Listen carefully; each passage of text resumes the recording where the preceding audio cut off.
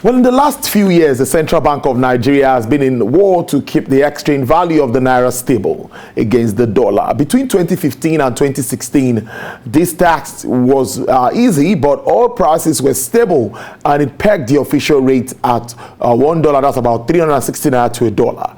But a lot has changed since then, with the record low oil prices, 2 recessions, and at least 3 stealthy devaluations of the naira. The reality is that rising demand for the dollar is putting pressure on the naira, but the CBN remains opposed to the markets determining the FX rate. In its quest to manage the external reserves and save the naira, the Central Bank of Nigeria introduced the Naira4Dollar initiative as a way to encourage remittance inflows through official channels and increase foreign exchange liquidity in the country.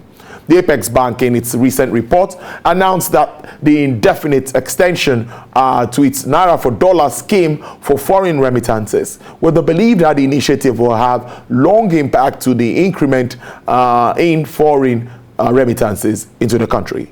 However, experts say with the initiative been in its operations for almost 2 months, forex scarcity still persists, and this has contributed to the rising inflation in the country.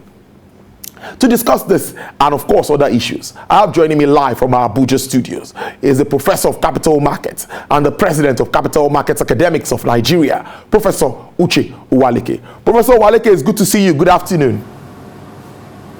Yeah, thank you, Tolu. Good afternoon. It's my pleasure. Okay, Prof, let me start like this. Let's do a little bit of assessment of the performance of the Naira4Dollar initiative. To you, how well do you think this has played out for the central bank? Well, the way I want to say it is, if it has not worked out well, I'm not too sure the central bank would have considered extending it. That the central bank has extended it, in my view, means that it's meeting the objectives. Of course, you know, the central bank issued a circular in relation to it, but I expected that in that circular, the justification for the extension, should have been included. So it was just, a few paragraphs saying that the scheme has been extended. But as I said earlier on, there must be a justification for the extension, which I expected the department that issued the circular to have at least mentioned in that in that circular. But I think it's something that that is is a welcome development.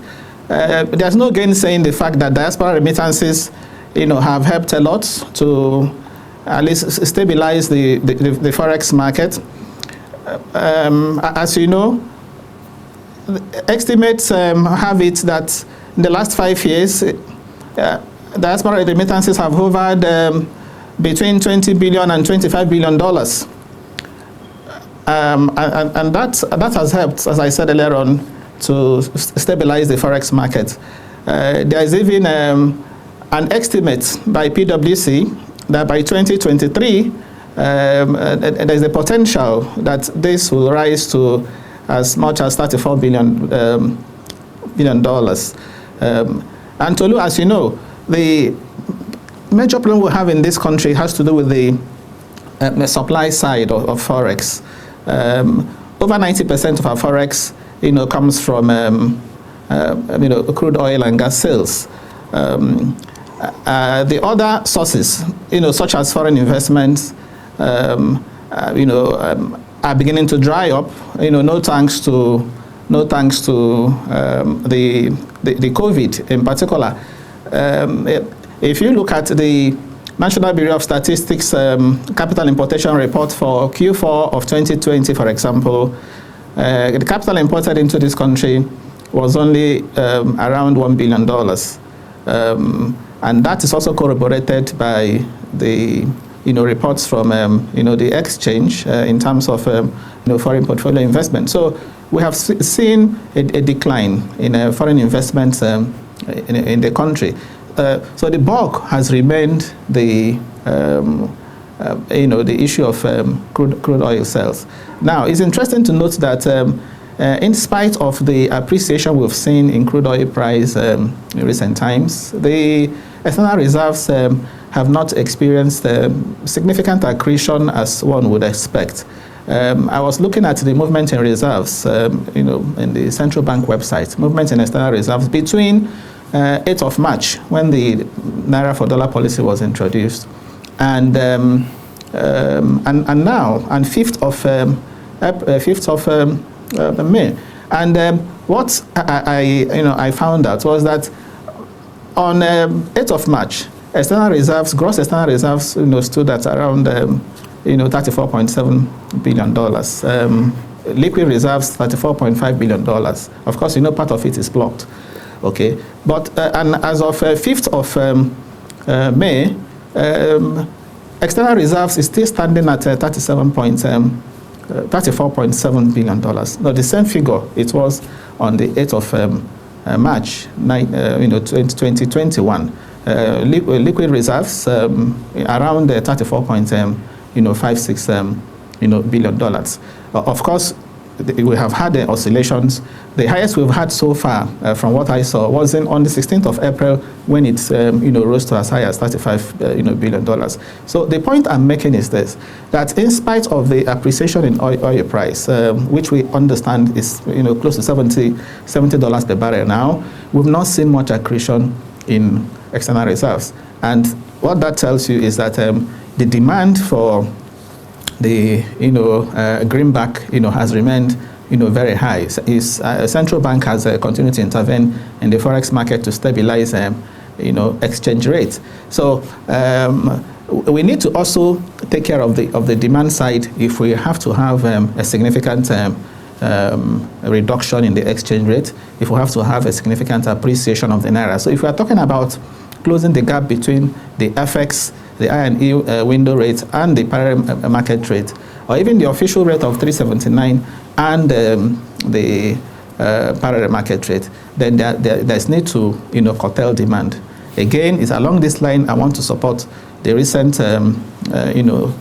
stance of the central bank with respect to the import of maize. We can't continue to import maize in this country when we have the capacity to produce enough maize, not only to feed ourselves, not only to also have them as an input for the companies, but even to export and end forex.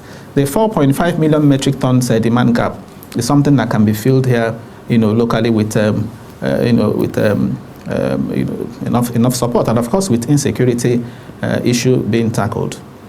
Now, sustaining and encouraging increase of inflows is what the CBN intends to achieve. And like you mentioned, supporting this market to get this stability. Yes, it's still different. The CBN rates and the parallel market rates and all of the rates that we see across board. Can CBN continue to sustain? I'm worried about sustainability, Prof. I think part of the reasons why the CBN doesn't want to dole out our reserves is why they're introducing all of these schemes. But in all, what's the way out? Because we need to reduce this imported inflation that comes up through means of this forex crisis that we face. Yes, absolutely. As I said earlier on, we still have a lot of potentials in diaspora, remittances, given the huge volume, given the fact that we have a lot of Nigerians, living in a diaspora, even at current state of play, at current levels. 2020 was about $20 billion. $20 billion is more than half of our external reserves today. $20 billion is, if you take our external debt stock, for example, is quite significant. So we can build on that to stabilize the forex market. Part of what we should do, of course, the central bank has taken a number of measures already in respect of that. The Naira4Dollar policy is meant to incentivize more remittances into Nigeria. The central bank recently also licensed more international money transfer companies, money transfer operators, in order to ease the means of remittances. So the central bank has taken some measures already, but I also think that more can still be done, especially by looking at what other countries have done. If you look at the success stories in this regard, whether you're talking about Bangladesh or Pakistan or Philippines, what did they do to have a significant quantum of remittances coming from the former channels? Bangladesh experienced, a major shift from informal channels to formal channels. And what did they do? Of course, they took care of three things. One, they took care of cost. They also tried to address, the issue of ease, ease of remittance, and of course speed. So cost, speed, and then ease of remittance. These are the three things they try to address. In the area of cost, of course, they introduce incentives. Bangladesh, for example, introduced a 2% reduction in the cost of remittance, which impacted positively on the amount remitted. In terms of speed, of course, they working with international money transfer operators, ensuring that there is this seamless relationship or interface between the banks and the money transfer operators to ensure that money gets to the recipients in good time. And of course, the ease of doing that. Part of also what they did was to liberalize the foreign exchange market. Again, in the case of Bangladesh, it even amounted to even a near float of the domestic currency, because when the currency is depreciated, if you have a case of depreciated currency, it has a way of incentivizing inflows into the country, because of course the currency of the home country is now weaker, so those outside are now incentivized to bring in money there. But whether that's this particular strategy of free floating will work for Nigeria is still debatable. The jury, I would say the jury is still out there on whether we should completely liberalize our forex market in order to attract diaspora remittances. Personally, I wouldn't advise that, given the fact that this country remains an heavily import-dependent economy. We import fuel, we import rice, we import meat, we import maize, we import everything. So can we afford to do that now? I don't think so. But as I said earlier on, the jury is still out. There are those who argue that if we do that, more remittances will come in. Then there is also the issue of incentives. Pakistan and Philippines adopted a lot of incentives, especially in the area of tax. Tax holidays for people remitting money into their countries and enjoying tax holidays. For example, if you are bringing money to do real estate, you are not required to produce a tax identification number, and stuff like that. So they use tax incentives. They use also other special privileges. The case of Pakistan is quite instructive. Pakistan even had to issue what they called special cards, foreign exchange remittance cards. So these cards were issued to non-resident Pakistanis, those living abroad, who remitted money, back home between $2,500 to $50,000 on an annual basis. So they were given different categories of cards, whether it was gold, whether it was silver, gold, and platinum. I think in those categories. Now those cards entitled them to special privileges, anytime they returned home. At international airports, they were given a special counter for special treatment. They were also allowed to renew their passports, free of charge and, on an urgent basis. So they had a number of privileges, holding those cards. Bangladesh also encouraged people that were remitting money into the country, gave them some privileges, and, tagged them commercially important persons. So we can also borrow a leaf from these countries by using some privileges to people who are remitting monies through formal channels, into the Nigerian economy. Because I think, that will go, a very long way to boosting the stock of, remittances that we have in this country. But as I mentioned earlier, on the issue of liberalizing the forex market, I may not advise that route, and that's because of the peculiar nature of the economy. I must also say that even our markets, to a large extent, liberalized. In some other countries, it's only non-resident individuals that are allowed to open domiciliary accounts. But in our country today, one can also run domiciliary accounts, and that's because those countries are doing that because they don't want the economy to be dollarized. As I said, to a large extent, we have a liberal, forex market. But what I won't support at this time is a complete, free float of the naira. Rather, what we should continue to do is to see how much we can also improve these other sources of forex, as I mentioned, like foreign investment, for example. If we address the issue of security in this country, if we continue to address the issue of ease of doing business, if we address the issue of corruption, okay, look at the Transparency International Corruption Perception Index for 2021. Nigeria ranked 149 out of 180 countries, and we moved from 146. In 2028, it was 146 out of 180.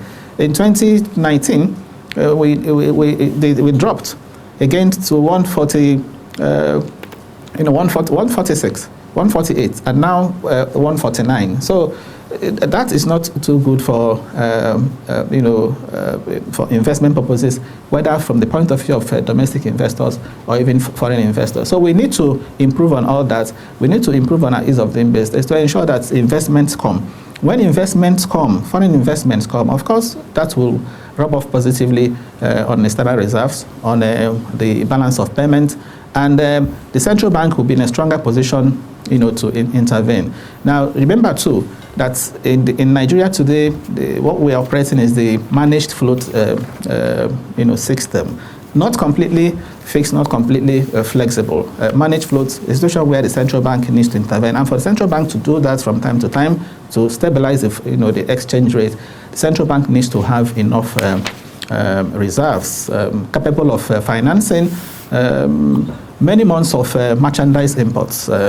So we need to be very liquid to be able to do that. So we have to de-emphasize the issue of oil because that can disappoint a very volatile market. As I said, oil price is touching $70 per barrel, and yet we are not seeing the impact on the exchange rates.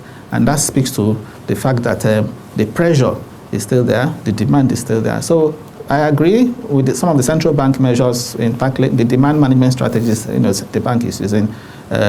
On the supply side, it's not just the function of the central bank. Both the fiscal authorities, must join hands together to ensure that that happens. Prof, let's wrap up on this note, because you've answered my question already on devaluation. You've talked about we're not totally liberalizing the currency. Now, do you see BDCs playing a role in all of this? They've come out to say they want to be part of the IMTOs to help channel all of these remittances from abroad. What do you make of that? What other things do you think central bank can do to make this better? Well, the issue of BDCs, my worry about BDCs is the fact that they appear too many. They appear too many, and one reason for that could be because some BDCs are not playing by the rules, and they're lending themselves as vehicles for round tripping and some other sharp practices. But if we can get the real BDCs under control and get them to play by the rules, the more players you bring into this framework, I think the better for the system. I talked about speed, I talked about costs, and I talked about ease. So to make things a lot easier for people remitting funds, if you bring in BDCs, as I said, under very strict regulation, I think that will go a long way to help. In some of these countries I mentioned, I'm using 3 countries as if you like, as case studies. I think it's Bangladesh. Bangladesh apart from the traditional banks, Bangladesh also involves microfinance banks,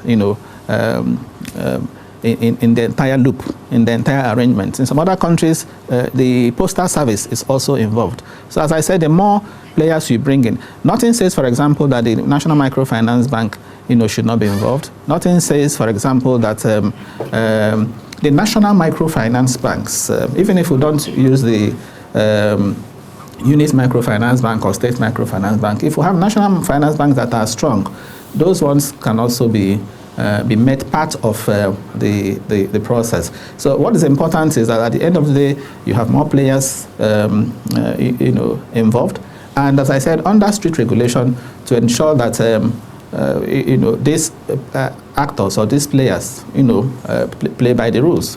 And what's important is that in all of this, again, certain things are not compromised. The issue of money laundering rules are enforced. Illegal financial flows. Of course, the know your customer requirement will always be there. So when we do all this, I am pretty sure we will keep stimulating interest in formal channels of remittances, as opposed to the informal channels, as opposed to the ones that you do by hand, and all of that. So there's no doubt that if we get things right in terms of enabling environment, more funds will come in. And as I said earlier, those that are also bringing their funds, that we have to have a way of giving them incentives such that if you bring in your money, you have this privilege. Another thing I also want to say is that Nigeria, especially the Federal Ministry of Finance, should work with the Central Bank of Nigeria to ensure that forex comes in. The role of the Ministry of Finance could be to issue diaspora bonds. Continue to issue diaspora. We have only issued one diaspora bonds so far, about $300 million, but that's not sufficient.